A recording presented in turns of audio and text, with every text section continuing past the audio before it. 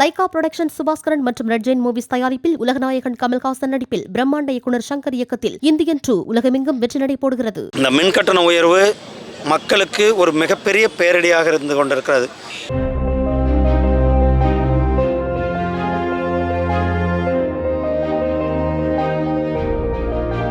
தமிழகத்தில் மின்கட்டண உயர்வு மக்களுக்கு பேரிடியாக உள்ளதாகவும் தொழில் நிறுவனங்கள் பாதிக்கப்படுவதாகவும் மத்திய அமைச்சர் எல் முருகன் தெரிவித்துள்ளார்.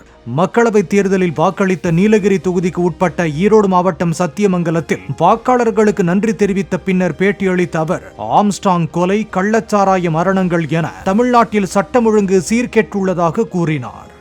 இந்த மின்கட்டண உயர்வு மக்களுக்கு ஒரு மிகப்பெரிய பேரடியாக இருந்து கொண்டிருக்கிறது. ஏற்கனவே திராவிட முன்னேற்ற கழக ஆட்சி வந்தவுடன் ஒரு வருடத்திற்கு முன்னால் அவர்கள் மின்கட்டணத்தை உயர்த்தியதிலிருந்து இன்னும் மக்கள் மீள முடியவில்லை. அப்பொழுதே பல தொழில் நிறுவனங்கள், குறிப்பாக திருப்பூர், ஈரோடு, கோயம்புத்தூர் இந்த பகுதியில் இந்த நிறுவனங்கள்லாம் மூடப்பட்ட நிறுவனங்கள், இன்னும் அதற்கு திறப்பதற்கு கூட அவர்கள்ட்ட வழி தெரியாமல் இருக்கு. அந்த நேரத்தில் இன்னும் ஒரு பேரடியாக இந்த மின்சார கட்டணத்தை உயர்த்தியிருக்கிறார்கள். தமிழ்நாடு அரசாங்கம் உடனடியாக இந்த மின்சார கட்டணத்தை திரும்ப பெற வேண்டும்.